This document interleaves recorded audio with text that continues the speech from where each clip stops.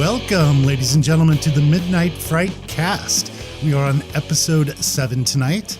This is Tom, and with me is Patrick, and of course, Josh. Can you guys say hello? Hello. That was Patrick. Hola. That was Senior Josh. Senior Josh. Yeah. And Greg is on sabbatical this evening. Where's Greg at again? Do we know? He's in class because he goes to school. Wait a minute. He's Greg? actually getting an education. I don't believe that because from what I know about Greg, he has no class. Yeah. Well, that's why he's going to class. Well, that's why he's going to film school. Right. So tonight we are going to do a couple of topics. We are going to first talk about an interesting film called Audition. And this film was, Patrick actually has some of the stats on it. I believe it was done in 2002. Was that right? 1999. Oh, 2000. This is 2000. Okay. That may have been when it was released on DVD. Oh, okay. And it is an interesting horror film. It is kind of a precursor to what we would see today as your torture porn, I would say. And it's not similar to what you'd see today on torture porn. And then the second half of the show, we're going to talk about classic horror music themes. Is that right? Music scores? Music scores. Or we could just talk about torture porn. Or we just talk about torture. Or we can just talk about porn. Yeah. There you go. All right. So if you're not familiar with this movie, just I'm going to give, Patrick's going to give some stats. But first, I'm going to give what's on the box here on a couple of the good reviews. New York Times. Oh. A great sick rush with a kicker on the level of The Vanishing. Okay, that doesn't really tell you much. Okay, we've got Los Angeles Times. Goes even further than the films of Italy's excruciating macabre Dario Argento. Last, Miyake is brilliant at transforming the mundane and familiar into something sinister and eerie. That last part is what I'm going to talk about when I open up. All right. So a little bit about Audition. Here's the synopsis. A widowed television producer takes an offer to screen women at a special audition so that he can find a new wife. In his search, one particular candidate stands out. After engaging in a relationship with the young woman, he soon discovers that she is not all she appears to be. Boom, boom, boom, boom. An audacious, unsettling Japanese horror film, Audition entertains as both a grisly shocker and a psychological drama. Tomato meter rating, 80%. Audience rating, matching that at 80%. IMDb rating, 7.2. And the Metascore, 69%. Okay. Those are all so high. I like the movie. Now, it has been a long time since I've seen it, actually, because someone borrowed my version of it. And Guilty. I didn't get it back till tonight.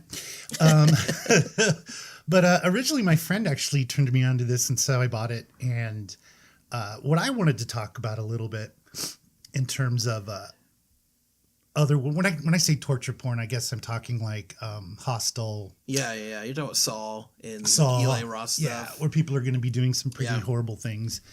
And one of the things that I remember when I watched it that I liked about it was, and probably what Josh hates about it, Let's see.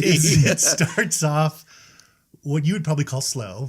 It's the whole... Okay. Yeah. Okay. Sorry. Keep going. Okay. Whereas I would say it's building a story. Now, it's a horror movie, so if you're expecting something like Hostel or whatever, you're wanting something pretty fast. To me, it starts off more as a mundane kind of a Hitchcock thriller type thing, but it does take a while. And yes, it is foreign language film. But as you find out that this middle-aged guy has some ulterior motives, what he gets into the bargain is not what he thought. And it turns, I think, once it turns, I think it's pretty sinister. The other thing I like about it that's different from the other movies is you're not bombarded with constant editing in terms of visual editing. So it's more suspenseful, I think, in those terms. And you're not bombarded with sounds, which I don't mind that either for those movies. But it's just different that it's more... To me, it feels like I am that guy that it's happening to a little bit more because it's more realistic in that way. Yeah. That's what I like about it. Any thoughts just on those 2 points? Or no, I agree with the long shots. I agree with Right. that it helped build up that tension just a little bit more, that they didn't have to rely on jump scares. They didn't have to do any of that. But once again, I don't think it was the type of movie that needed jump scares or anything like that. It was surreal enough that it really, to me, it drew me in, but it also probably raised more questions than answered. Like, why is this happening? Why is she just crazy? Not Or- just that, but like, who's in the bag? Oh, you see, I like that moment. You know, it's like, it's just a bag. Then you're thinking, oh my gosh, it's not gonna be just a bag. You Then know then something. it starts moving, and then you know, later on something comes out of it. And then also for me, it's answering the question of And the way she feeds the man in the bag is interesting. right, and how much of this is real and how much of this is dream. His dream or her dream, you think? His dream. Okay. Because there are very specific points, and I'll get to those later, where I feel that the entire second half of the movie is a dream. Huh. I may have to rewatch it looking at that. I felt like it's real. It is surreal. With the thing with the guy in the bag, did you feel like that distracted? To me, that just showed that she is capable of anything and what's going to happen to our protagonist, who's not a very good guy protagonist. And yet he is. He's lonely. It's He's not like extremely trying lonely. to He do- loved his wife Yes. incredibly. He's a very good father, even though that relationship, especially in Japanese culture was weird because it was the son guiding the father instead of the father guiding the son. So I liked his character, but again, what he was doing and the premise for what he did was really shitty. Yeah. What's your... Go ahead. Go ahead, Josh. I'm enjoying sitting over here just watching y'all banter because It just wasn't what you... looking for. you warned me that it was slow. Yeah, So yeah. I knew going into it that it was going to be slow. It for me it never moved. Okay. For me it was just like watching a snail run a race against a bunch of other snails. It just never nothing ever like for me like nothing ever picked up. And so here's the problem for me in foreign films. I have to watch foreign films twice. Okay, I have to watch it to read it, and then I feel like while I'm reading it, I'm missing visuals. Yeah, and that's So important in a show like... Yeah. then I go back and I watch it a second time because now I kind of know what's going on. So I watch the visuals, and I didn't get to do that second watch, not because I didn't have time, but I really didn't want to. I don't think I could have made it through a second time, and it's not even this movie or its fault. Like there's 2 foreign films I've made it through where I didn't have to watch it twice. Like I was able to read it and watch it at the same time.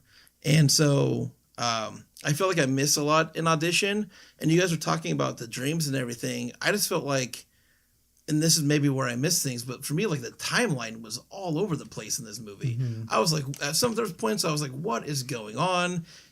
Like there's a whole big like scene that goes on, and then he wakes up, and then he's back in that scene, and I was just like, I do not know what is going on in this movie at all. I was confused for quite a bit of it. The other thing that you warned me about was the how graphic it got with some of the things that she did to the guy, and I was kind of let down. You built it up like it was going to be this like really just, and it was awful. Don't get me wrong, it was awful. But I was like, well, was that it? So See, I see what you're saying. I think what I meant to say on that was, to me, these kinds of things are scarier just because when, like I'm saying, when there's so much editing, for me personally, I don't get scared anymore. I'm just like, well, I can't even see what's going on. I got you. It's just noise and Right. and what I meant was the anticipation of what's going to happen to him. I got you. That to me was Makes what- more sense, But yeah. you're right. It's not nearly in terms of what people do to each other in Hostel. Oh, yeah. it's Yeah. it's not. Yeah.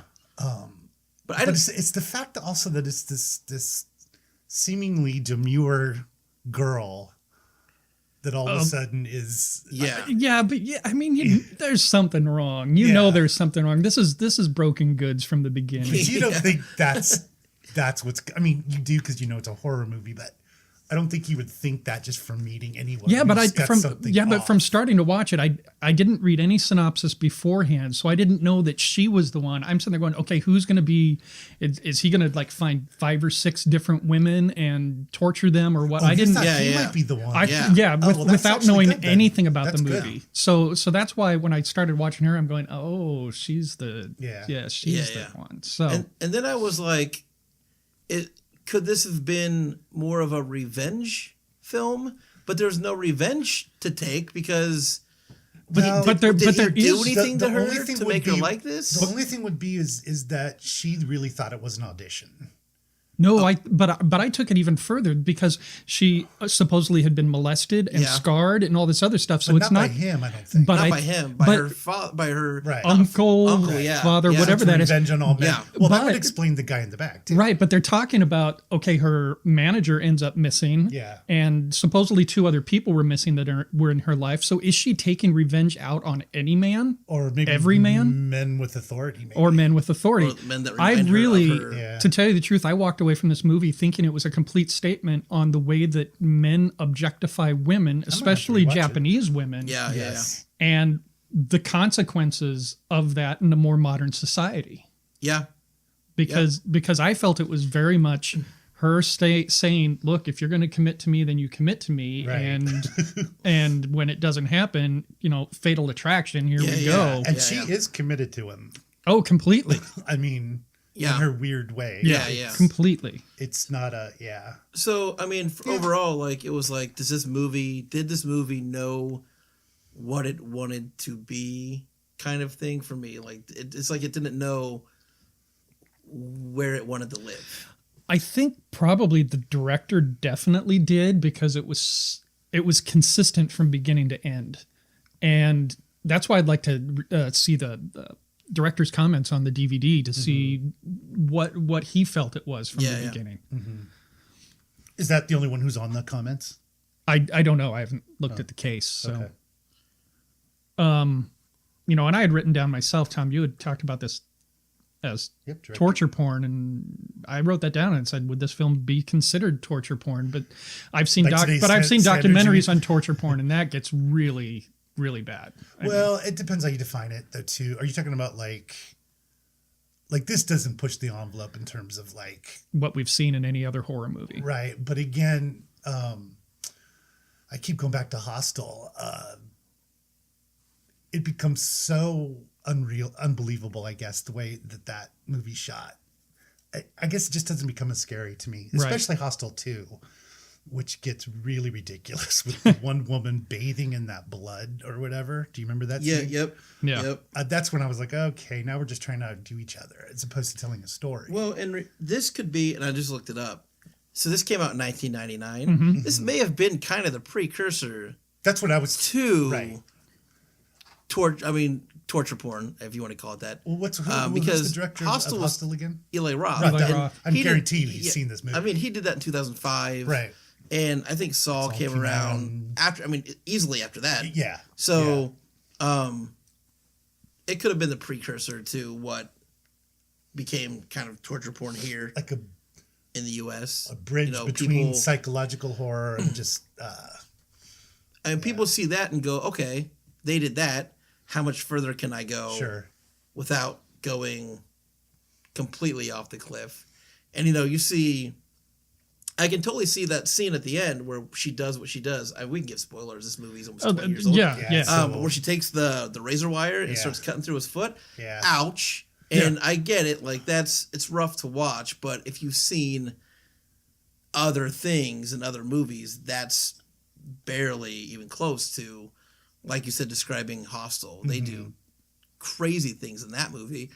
But like I said, this could be the precursor to what was okay to do in those kinds of movies, I guess. So, Do you think that she was seeking a victim or seeking a monogamous relationship, dedicated relationship? I think it's stronger, and maybe the movie didn't do a good enough job about it. I think it's stronger that she goes in there not seeking a victim. Okay. I mean, if I was directing it, I would make that more clear. I just don't know why out of the blue she would attend an audition. Yeah. She wasn't an actress. She used to be a ballerina. Yeah. Yeah. But, and so maybe they didn't develop that part of the story well enough not. to explain why she went to this particular audition, other than saying, I'm going to meet someone, and this is my, once again, referring back to Fatal Attraction. I think it's scarier that if she's just opportunistic and she happens to find herself in a place where, I can do my crazy stuff. Because I can't remember. Did they know what they were auditioning for? They think it's for a commercial, I believe. Commercial actor. Ugh. To tell you the truth, I don't really know. Okay. I thought it was for like Nope, film. It says for a film audition. Yeah. So how did that transition work then between you're auditioning for a film, but here's a surprise, this is what you really auditioned for. And I think he ended up telling her, and I may be remembering this correctly, ended up telling her that somebody else got the part. Yeah. But he still found her, Gotcha. Yeah. intriguing. But he was doing the whole thing to find a woman. Right. Yeah. Right. So it was, yeah. Yeah. And do you think he would have done it if it wasn't suggested by his creepy friend? I don't know. I honestly don't think he would have gone and done that. I think he would have just stayed. Victim. I think he just would have stayed a widower. He seemed like he was very happy, just him and his son living together. He was more worried about his son finding love or whatever. So you can blame it on the son then, because the son told him, you need to go out and do something about this. I totally blame it on the kid. Yeah. Okay, we just have to mention the feeding. Because I found that pretty horrifying. Remind me, Tom, because again, it's been a little while. So the guy in the bag she doesn't feed him. Yeah. Well, she does, but she makes it so he's very hungry. And then she regurgitates food into a bowl. Yeah. And when she gives it to him, he could care less. He's so hungry. Yeah. That to me, that kind of stuff, I don't know what it is about that kind of stuff, scares me more than lots of other things. I don't know why. The depravity of someone doing that, and then knowing that guy must have not eaten for days in order to lap it up like that. It was just, that's hard for me to watch. Yeah. Okay. No, but you saying that brings me back to the question, who's the guy in the bag? Who do you think it is? I don't think we know. Just some random guy, or could it have been one of the people that he talked about, the manager, Oh, I see what you mean. One of the missing guys? Right. Not the guy's friend that set up the... Yeah, not him. No. Well, it was pretty obvious it wasn't. And does it explain why he's in the bag ever? I think that's just he's her pet. Okay. That's kind of how I got it. That's the way I read it. See, I just wish it's things like that I wish, like, I don't need to be spoon fed, don't get me wrong. I know, but like, I would like to know, why is that guy in that bag? Well, and also being a foreign film, part of me was going, is this symbolism or is this real? Oh, I thought it was real. I thought it was one of the I think it's real as well. The manager people or whatever. However. And yeah, I don't know. That's what I assumed, was just that it was a pet. I mean, she's obviously clearly insane. You had final thoughts? Just a couple things. There was some things that make me think, going back to one of my first comments, thinking that this was 2/3 his dream. Because there's things that happen in there that I'm sitting there wondering, how does he get away with? Because there was a part where he molested his son's girlfriend. And how did he quite get away with that? And then, so the way I was reading it is that everything was kind of from his point of view. Her sitting and waiting for the phone to ring was his idea of what she's doing. She's so intrigued with me that she's just sitting at home waiting for the phone to ring. Mm-hmm. So I started thinking, are these all his interpretations? So then they go away. Well, he's pretty sick then. Oh, he's extremely sick. So they go away on this vacation together. And it's not until he falls asleep that we start seeing this really weird shit happen. Mm-hmm. And that happens until he wakes up and he said, oh, okay, everything's fine. Goes back to sleep. Weird shit happens again all the way to the end of the movie. Yeah. So there's part of me thinking, is this all a dream of him feeling guilty about what he's done and what could happen to him because of what he's done. We need to look at that director commentary. Yeah, I mean, it just... Yeah, that all fits. There's also a director interview on here too. Oh, interesting. Yeah. Select scene, director commentary, director interview, director introduction. So, okay. So, yeah, I mean, this movie intrigued me more than a lot of them that we've seen in a while. Josh, you could have chosen Spanish subtitles. Yeah, I don't think that would have gone as well either. So I'll mention the two movies.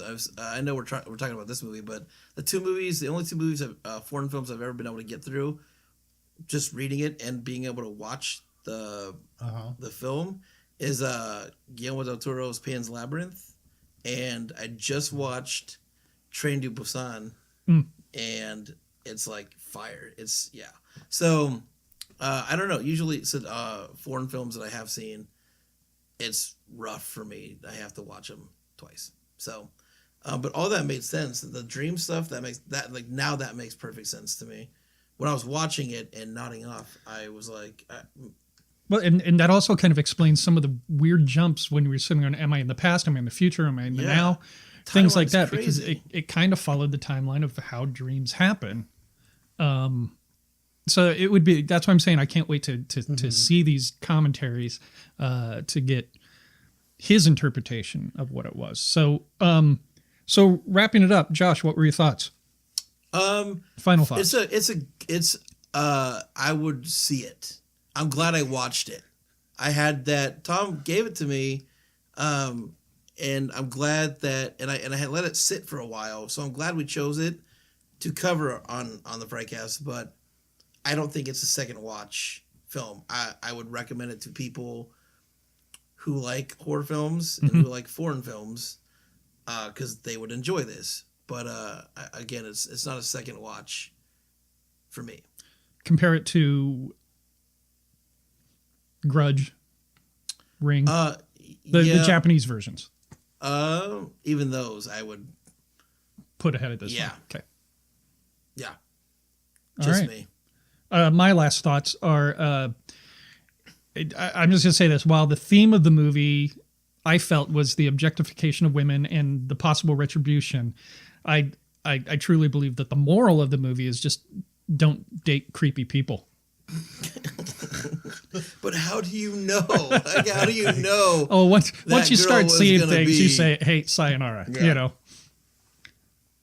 All right. Tom, you going to wrap it up with your final thoughts on it? No, my final thoughts is just that I like the bridge of the psychological thriller moves into horror, and then what we have now today, which is more just like Josh was saying, we don't have that first 45 minutes. It's just we get right into it. Mm-hmm. And so I think it's just an interesting film in that way, that it kind of bridges those two areas. I will, in my defense also, or in the defense of the movie, actually, not my defense, I have very little patience. My patience and my attention span is crazy short. So if it doesn't rocket fire like right into my brain and I have to wait, I go off on brain tangents, and the movie just doesn't work for me. So, no, I myself wrote down that it was a slow burner, and it took forever to get going, but once it did, it captivated me the entire time. And I like those kind of movies. I'm the same way with you. I have a horrible attention span, but it's the exact opposite. If I start seeing so much editing, I'm bored to tears. Okay. And you've lost me, because it's like there's no more story. Now it's just show me images. And that's where I get kind of lost. But this is a little slow in the beginning. I will admit. It takes a while to figure out what's going on. So, well, cool. That was a good conversation. I'll let Patrick was it your idea for the second? Oh yeah, bit? we can go into that. I don't want to start though, but I will. Why don't you introduce the section? Is there a segue from Audition to this? Yeah, I don't think there isn't. Well, some people audition for singing, and singing there's a lot of music. Oh no, I will make a segue. I can't wait. Okay, it's not brilliant, but I'll make one. We'll take it. One of the things I liked about this film, that was different about this film as well, is the score. The score is not, again, it's I don't know if subtle's the right word, but it's more about presenting a mood as opposed to like, here's a shocking moment. You know, it's not, it's probably boring in a way that way, but it's more like a psychological thriller. Yeah. Well, speaking of scores, Tom. Oh, okay. Well, actually, one thing I want to add to this whole thing is, and I'm probably going to mess up your segue here. That's okay. I lost it anyway. There was a remake of Audition in 2006. Oh, there was. Yeah, an English version of it. That I would actually watch. So I don't know where it's available or anything like that, but I did see that there was. I'm intrigued to see that. I am too. It might help. Very interesting. But they're never as good. They're never as good as the original. They usually aren't. And it's a cultural thing too, so that's going to be different than this. That's a really good point. So that's a really good point. I mean, yeah. So speaking of scores, speaking of scores, did you guys get see the score of last night's basketball game? Speaking of scores, so tonight the topic to cover is, I guess, popular or favorite theme songs. Is that right? Or scores? Yeah. Sorry, scores from your favorite horror films. As usual, I wrote down 5, and Patrick wrote down 900,000. So I got like 3. Might let him go first, just so he can cover. I had 900,000. I rounded it down to 10. He'll cover all of ours. He's going to cover. Oh, I think so. He's going to cover all the ones that I wrote down. Don't cheat off my sheet. Shit. So why don't you guys go with over. Why don't you guys go with your list first? I can scratch it off my list and I can add mine on. One thing I got to say about film scores though is film scores make or break a movie. Yeah, and they do. Yeah, and you sent a message out the other day. Oh, there's a movie I watched called Crazy 8. Yeah. I watched it and the score ruined the film because it was counteractive to what was happening on the screen. Yeah. I couldn't believe they sat back and said that was good. If you watch a movie, some of these movies even on our list, without the score, I don't even think they're half as scary. I think the score is what, builds a lot of the tension anyway. Exactly. So, do you want to start, Tom, since you have 3? I only have like 3. You can cover 3 of my 5, and then... Not that I don't think this is an important subject, but I forgot we were covering this one today. Oops. So I'm going off just my knowledge of films. Okay, well, obviously there's Hitchcock movies. Most famous being Bernard Herrmann's Psycho. Which you are a huge fan of Hitchcock. Every time we talk to you on the FrightCast, I'm pretty sure you've brought up Hitchcock every single time you've been on. So I'm pointing that out. I just rewatched Rope last night. Hitchcock used him a lot. And obviously with Psycho, it's the famous but if you look at the whole film, it really does do what Patrick was talking about and sets up each mood is different. So each scene has a different mood. So if you don't know the movie, when she's stealing stuff and she's trying to get away in the car, you think it's an action adventure type, and then when it turns into horror, it's totally different. And he also scored, I was saying Brian De Palma got him, I believe, for Carrie, and a couple other movies. So that's a famous one. I do mention Hitchcock too much. I'm sorry. Since you brought up Psycho and the music for Psycho, did anybody watch Bates Motel? I started it and it's really good. I just haven't.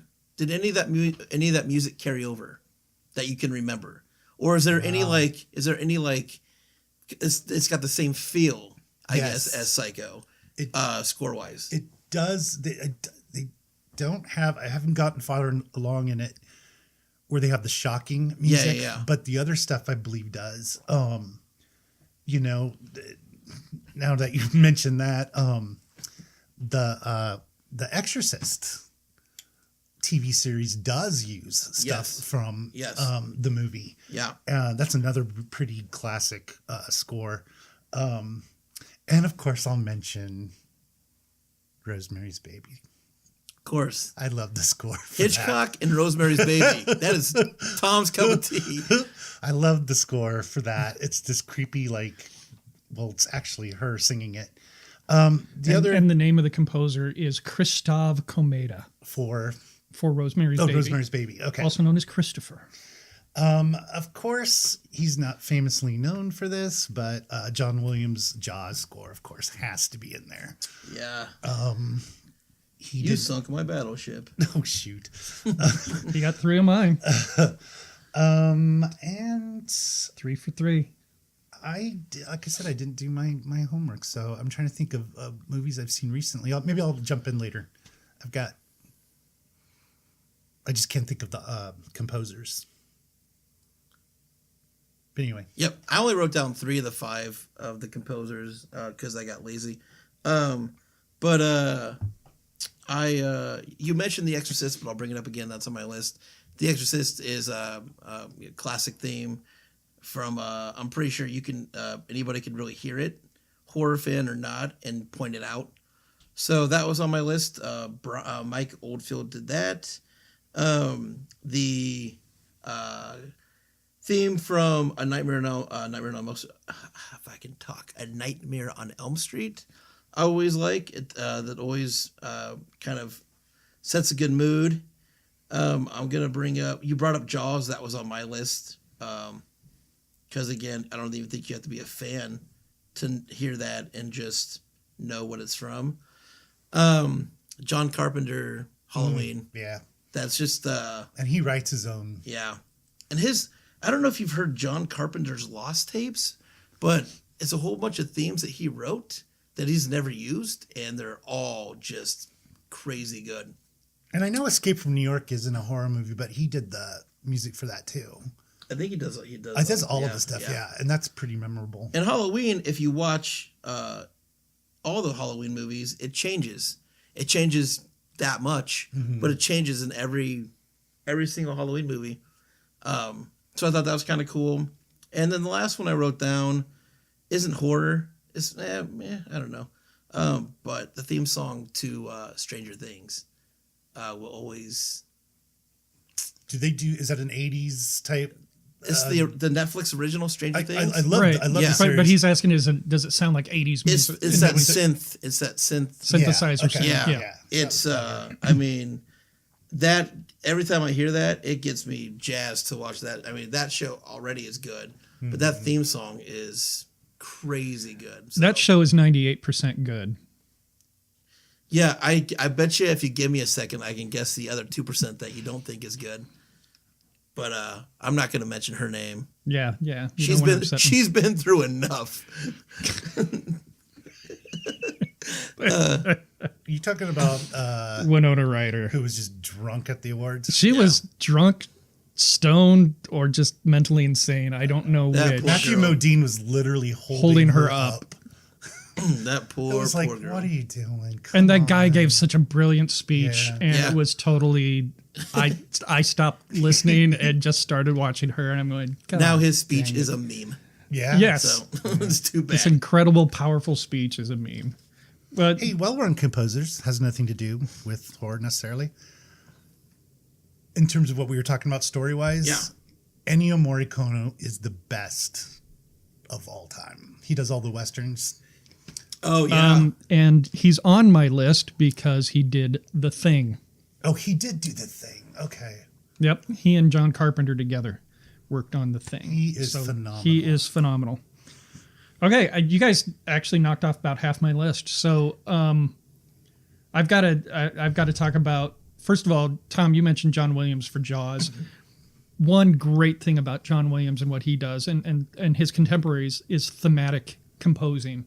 And what that means is almost every character has their own song. Ennio Morricone does the exact same You thing. know who's entering Yeah. just by the music. Yeah. He's incredible. My wife and I talk about this all the time with the effects music have on movies. So with mentioning my wife and that, I would be remiss to not mention Alien with Jerry Goldsmith working on the original Alien movie, and then James Horner working on Aliens. Very powerful. Some people may disagree with me on this one, but the score for Hellraiser, Yeah, I just watched that the other night. Randomly, I just watched remember Hellraiser off Netflix, and yeah, And I don't know if this guy's done anything else. I'm sure he probably has, but Christopher Young for Hellraiser. Friday the 13th was somewhat thematic throughout the movie, with Charles Bernstein doing that. This one, I don't consider this horror, but it's still Walter Carlos, or Wendy Carlos after the gender recorrection, Clockwork Orange. Tom's face. And James Bernard, Hammer Horror Films. He did tons of music for Hammer Horror, most notably Horror of Dracula. If you heard that, you know what movie you know. Okay. And that's a little bit older, but he was a staple for Hammer. That's okay. That's older. Yeah. So that's my list, in addition to all of yours. Smashed that topic out really quick tonight. We sure did. I mean, but you know, it was a topic that I was I'm always curious about, especially I've been wanting to talk about that for a few weeks now, but it works even better because you brought up the whole music being able to ruin, or the sound score being able to ruin a movie, right? Which I 100% completely agree with. Yeah. So I watched a documentary with Spielberg and Williams, and he actually films his stuff and then sends it to Williams. yeah, So that's how good Williams is he's able to take the story and the characters and make it happen. Yeah. As opposed to, oh, here's, a bunch of music I got, some ideas I have. yeah.